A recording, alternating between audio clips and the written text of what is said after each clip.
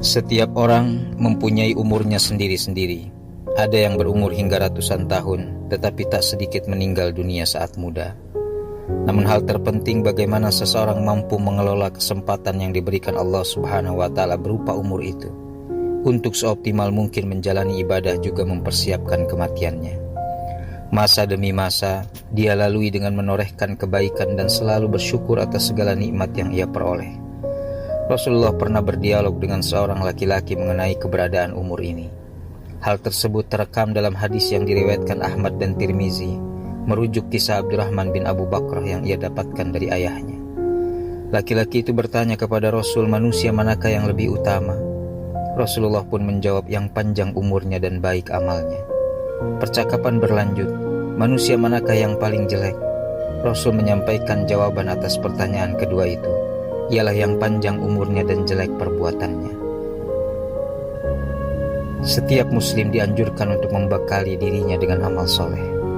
Dengan demikian, mestinya mampu memanfaatkan umur yang melekat pada dirinya untuk mengumpulkan bekal perjalanan setelah kehidupan di dunia. Seseorang yang mampu memanfaatkan umurnya dengan baik, maka itu sebagai umur yang berkah. Umur berkah itu menjadi salah satu dari tanda kebahagiaan yang diperoleh manusia di dunia ini. Perjalanan waktu akan membawa seseorang ke sebuah arah.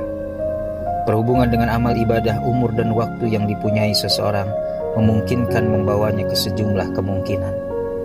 Kualitas amal seseorang sama dengan hari kemarin, maka dia tertipu oleh masa. Jika lebih buruk dibandingkan kemarin, dapat dikatakan orang tersebut terpuruk.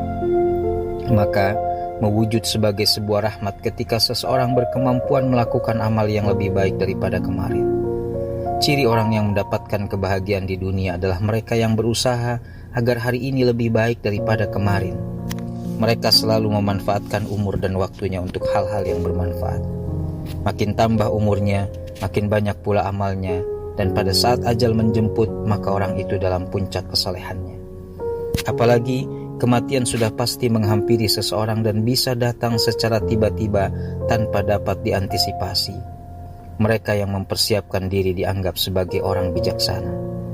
Mereka pun dikatakan sebagai sosok-sosok yang berhasil meraih kehormatan, baik di dunia maupun akhirat. Ibnu Umar mengungkapkan, ia datang kepada Rasulullah sebagai orang ke-10. Waktu itu tiba-tiba seorang laki-laki Ansor berdiri dan mengajukan pertanyaan ihwal siapa yang paling bijaksana dan teliti di antara manusia.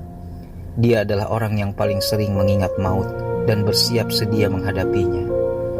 Pada kesempatan yang lain Rasulullah mengingatkan umatnya, perbanyaklah mengingat pemutus kesenangan.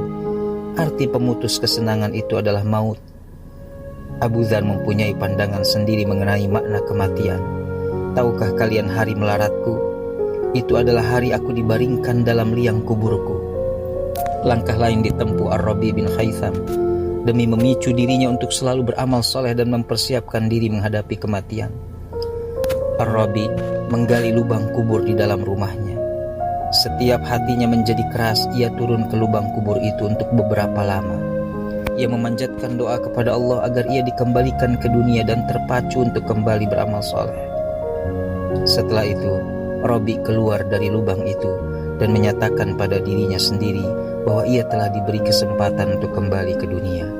Maka beramal baiklah selagi bisa.